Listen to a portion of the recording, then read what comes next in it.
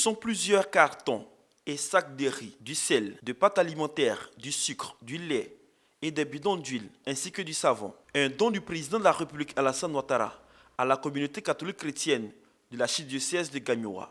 Représentant l'évêque de l'archidiocèse de Gagnoa, le père Anselme Dango a salué l'action du président de la République Alassane Ouattara qui a mis en mission la secrétaire d'État Miss Belmondo Dogo, fille de la région. Il a assuré que ces dons iront aux prêtres et fidèles des 42 paroisses que compose l'archidiocèse de Gagnoa.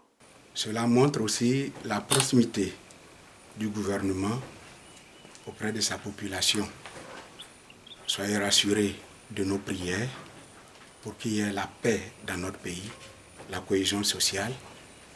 Soyez rassurés aussi de nos prières pour que ce gouvernement puisse s'atteler à ce que chaque citoyen, chaque membre de ce pays ne manque du pain quotidien.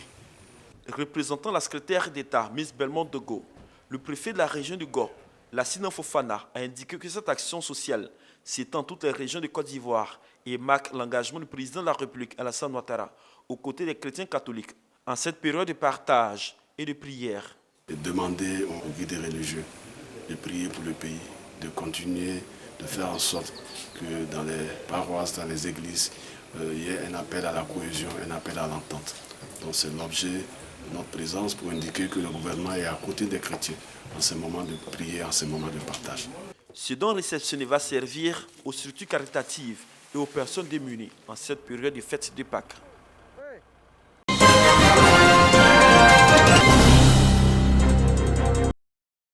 Des sacs de riz, des cartons d'huile et des pâtes alimentaires. Voilà les composantes du lot de vivres dont du chef de l'État à la communauté catholique de Bouaké.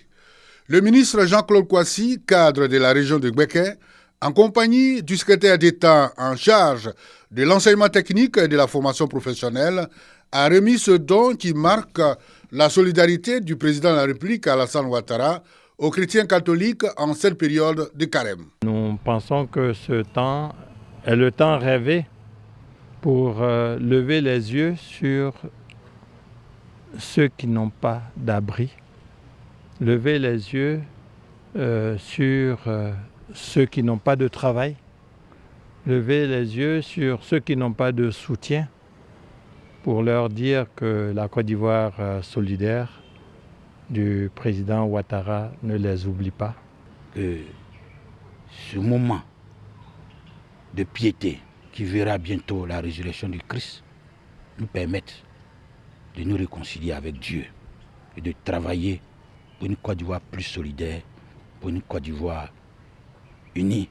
Et nous voulons, à travers nos ministres, confier notre gratitude pour que cela soit transmis à tous les cadres catholiques qui ont eu cet élan de solidarité. Et nous voulons, par vous, rassurer chacun de nos prières.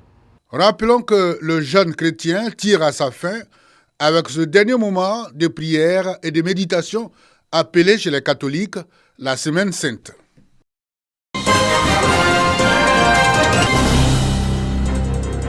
Les filles et fils d'Afouvansou, sous-préfecture de Bouaké, se sont retrouvés à l'effet de célébrer la fête de Pâques. Pâques ou Pakinou en pays baoulé a été célébré à Afouvansou par la mutuelle de développement après une année sans célébration de Pakinou du fait de la crise sanitaire due au coronavirus.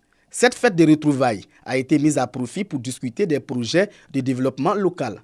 Une occasion pour les responsables de la mutuelle de développement d'Afouvansou de sensibiliser la population sur les mesures barrières de lutte contre le coronavirus. La pandémie du Covid est sur le territoire ivoirien. Donc, à nous autres de dire à nos parents de faire très attention.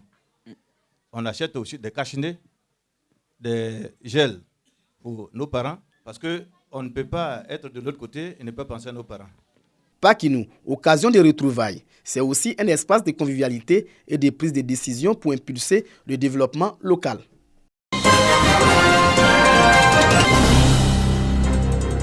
Pakinou, moment de réjouissance. Le temps également de tracer les sillons du bien-être des siens. À Bunda, village situé à 29 km de Bouaké, la mutuelle de développement du dit village n'a pas failli à cette tradition.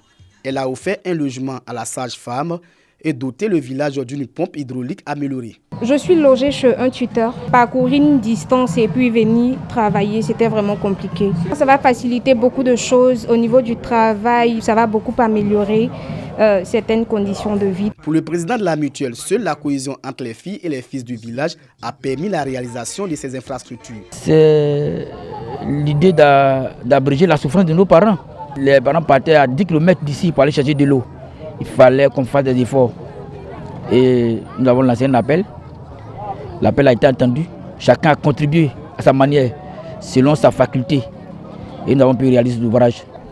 On prie le Seigneur pour en bénéficier davantage.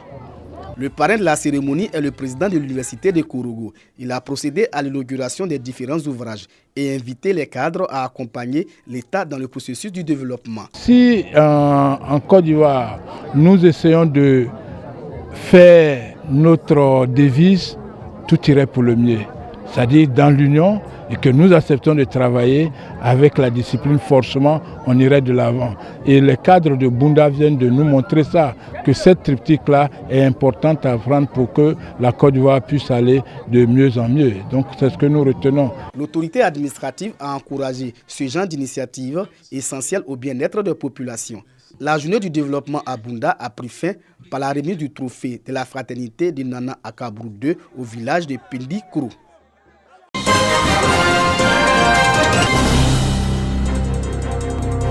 Ambiance de fête à Ngbando-Bonou et à Sola, village de la sous-préfecture de Djibri Assirikro, pour la mise sous tension de ces deux localités.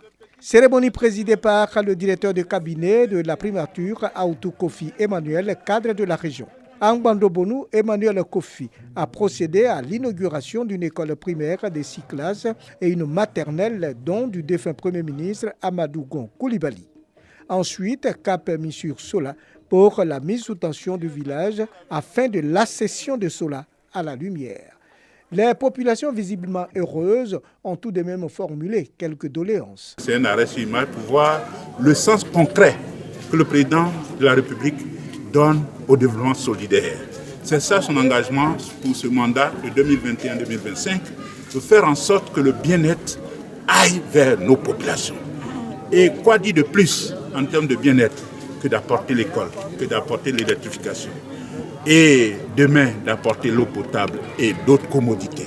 C'est un processus. Le parc a enfin contribué à la construction du logement des maîtres de l'école de Ngbando Sakassou à hauteur de 30 tonnes de ciment.